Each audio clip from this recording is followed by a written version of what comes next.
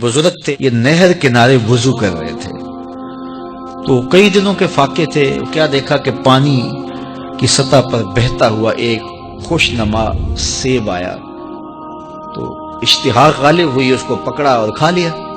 جب کھا چکے تو پھر خیال آیا یہ تو میرا تھا ہی نہیں، یہ تو مال لقطہ تھا، تو میں نے اس کو کھا لیا، اب اس کا مالک کیسے ملے؟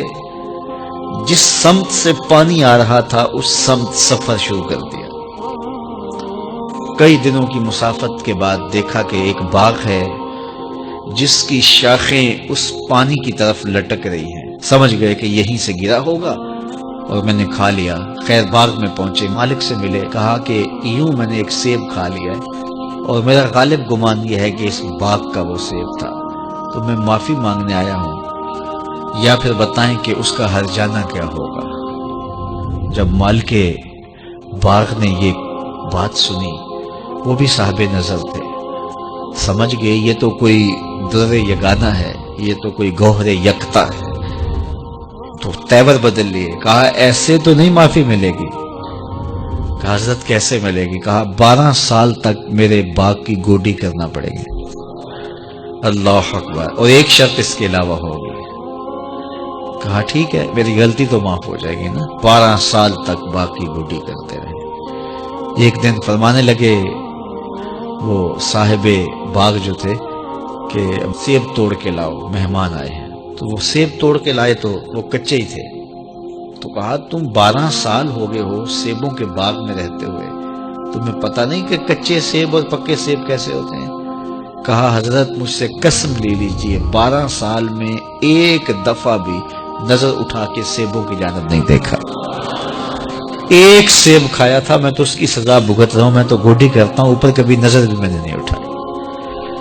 سینے سے لگا لیا، کہا ایک شرط تمہاری پوری ہو گئی، اب دوسری شرط ہے کہ میری ایک بیٹی ہے جو آنکھوں سے نابینا ہے، کانوں سے بہری ہے، بول سکتی نہیں، اور وہ اپاہج بھی ہے، چل بھی نہیں سکتی، اس سے تمہارا نکاح کرنا چاہوں، اگر تمہیں قبول ہے تو معافی ہو جائے گی۔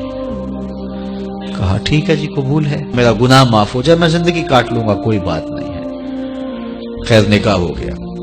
کہا کہ یہ کمرہ ہے، یہاں آپ کی زوجہ آپ کی منتظر ہے۔ جب وہاں گئے تو ایک خوبرو دوشیزہ منتظر تھی، تو فوراً پلٹے کہ میں غلطی سے کسی اور کمرے میں آ گیا ہوں۔ پلٹتے ہوئے دروازے کی چوگاٹ سے سر پھٹ گیا، خون بہنے لگا۔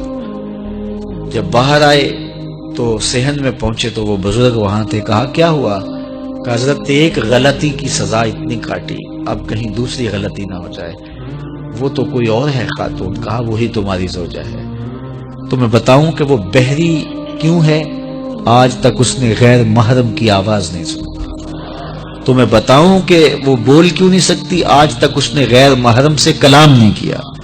اندھی اس طرح ہے، آج تک اس نے غیر محرم کو نہیں دیکھا، اور اپاہج جس طرح ہے، چل کے کبھی گھر کی دہلیز سے گئی نہیں ہے۔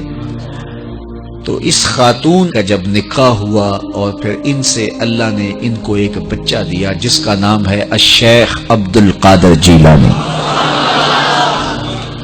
جب ماں باپ اس طرح کے ہوں تو بیٹے اس طرح کے ہی ہوتے ہیں، باپ کا لقمہ پاک، اور ماں اپنی آبرو کی کیسی محافظہ، پھر در یگانہ اور گوہر یکتا جو پیدا ہوتا ہے وہ دین کی احیاء کرنے والا ہے، دین کی مردہ قدروں کو نئی زندگی دینے والا ہے۔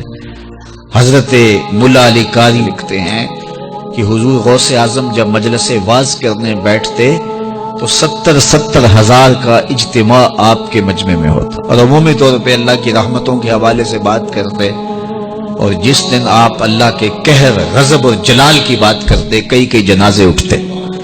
یہ آپ کی گفتگو کے اندر عصر کا رنگ اور شیرینی تھی۔ اللہ اکبر۔